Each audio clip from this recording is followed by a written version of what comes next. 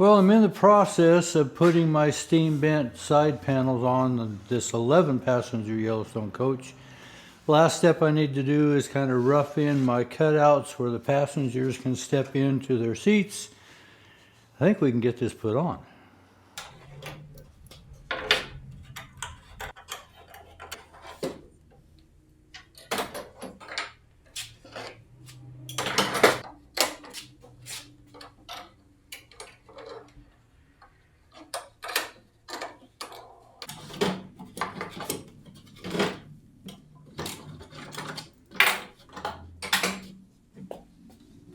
So while this was on the body, remember I sketched out where the framework is, and this is roughly the cutouts that I want to make.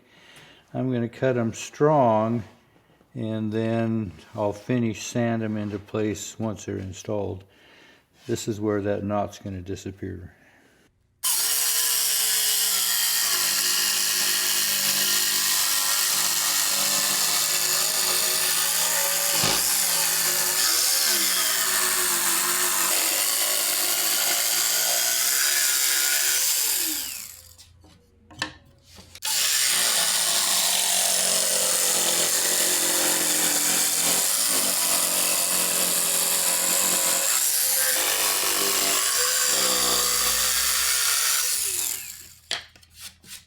So every place there is an intersection in my framework, I know there's a screw there.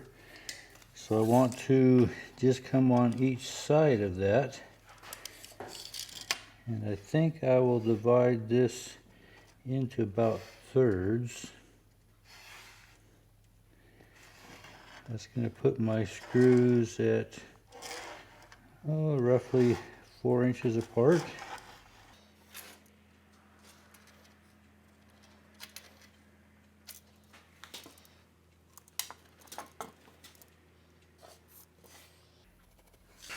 Then the trim work is going to start to sweep up into here, so I don't need a screw down here.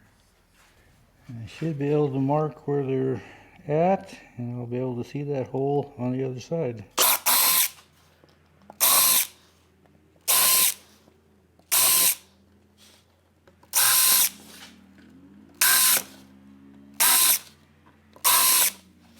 So I've loaded up my floorboard with all kinds of clamps so that they're right here and handy, so that after I have the glue in place, I'm not chasing clamps, but they're just going to be right here.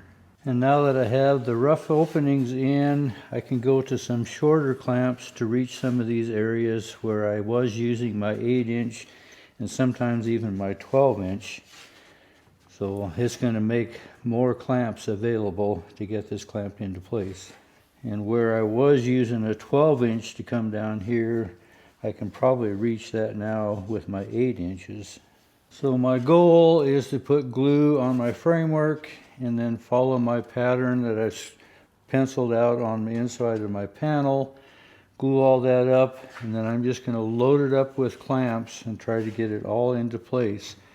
Then let that glue set so that it is well adhered and allows me time to come back and put my screws in to reinforce that glue joint.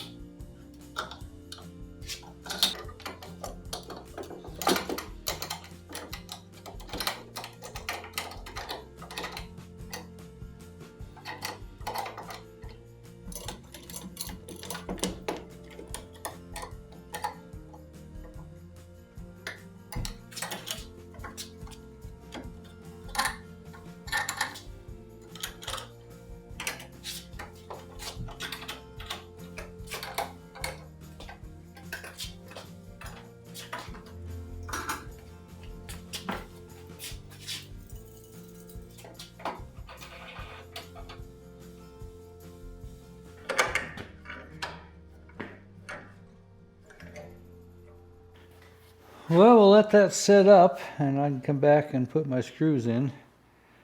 Everybody wants to know, how many clamps do you have? You know, I've never counted, but I can see what's on here. You have 2, 4, 6, 8, 10, 12, 14, 16, 18, 20, 22, 24, 26, 28, 30, 32, 34, 36, 38 on that panel. And I have other clamps that are holding the seats on, but 38 right there. So under this type of application, this is considered being glued under stress, where I had to put so many clamps on to pull things into place. So recommended cure time is 24 hours, and I've only been maybe an hour. But I can find my holes that I put on my center rib and maybe not get them all installed, but I can add some screws and kind of help these clamps also.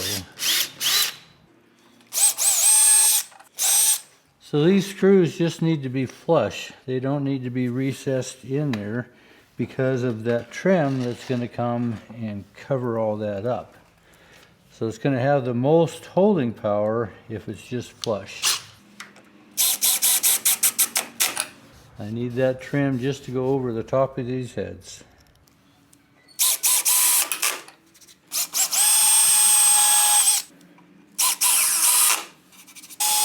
So this is where it's really nice to have my little pinholes to know where these need to go. Takes the guesswork out of it.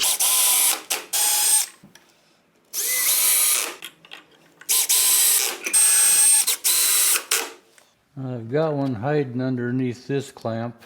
I'll have to skip that one.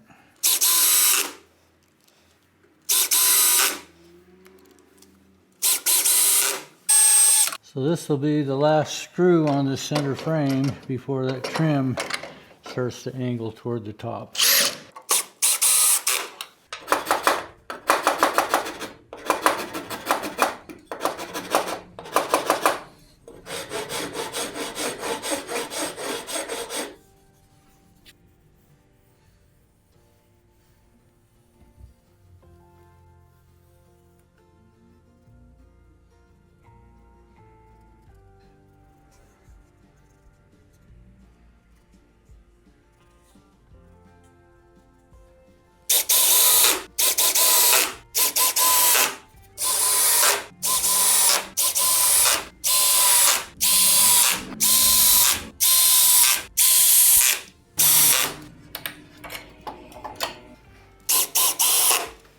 Wouldn't you know it, I hit the screw holding my main frame right there, ornery bugger.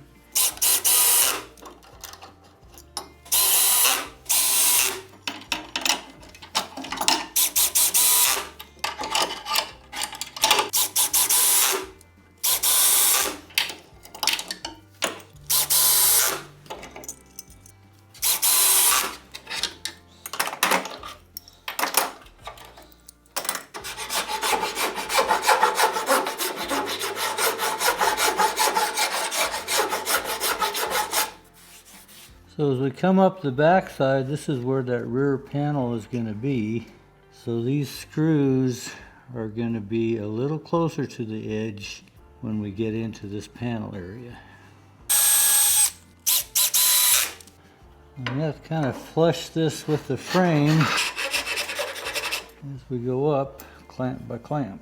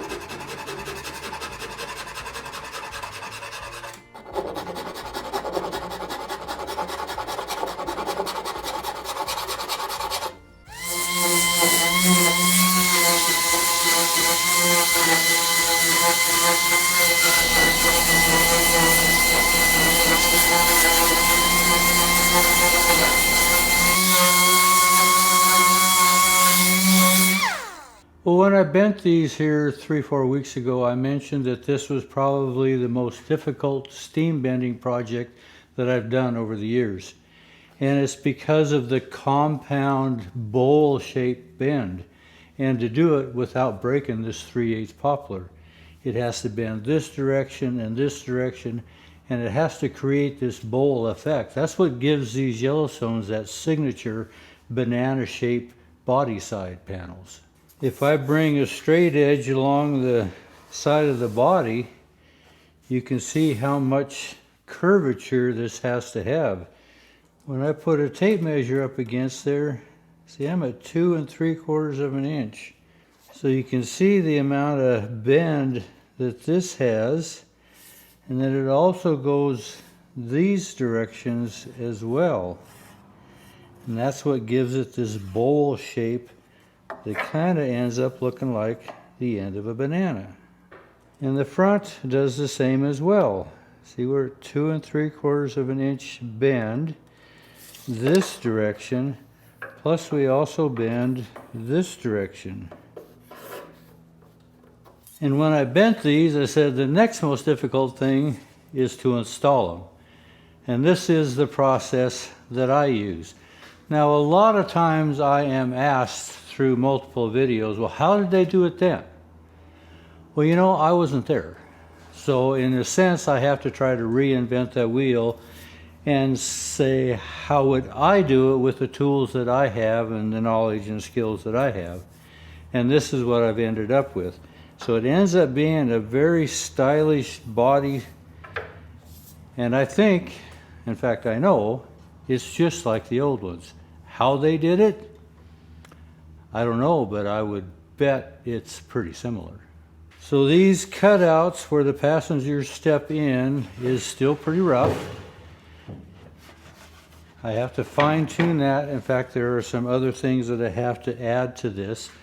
But I'm going to put these seats in, kind of get a picture of what it looks like with the seats in place. See, the frame of this rear seat, it overhangs by 2 inches. And this frame of the seat follows the curve of the body panel. One of the next steps is to take another 3/8 piece of poplar and laminate it on the inside of this curve. And then there is a 1/8 by 3/4 inch flat strap iron that will encase this so that it doesn't get all scruffed up with the passenger's feet. But this will get trimmed back to where that 1/8 inch iron will come out flush with this frame. And then the next seat forward,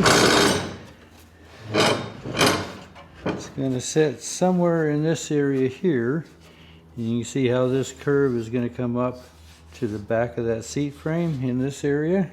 Then this is going to get trimmed back as well because I cut these to the strong side. Then the first seat for passengers kind of be in this area here also. This will get trimmed back, and then I'll bring this up to where it follows this contour here and shape this down to where we're almost at this frame here through the center. But all of these get a second 3/8 panel laminated to the inside. But this gives you a pretty good perspective of what it's going to look like finished. Very unique style to Yellowstone coaches.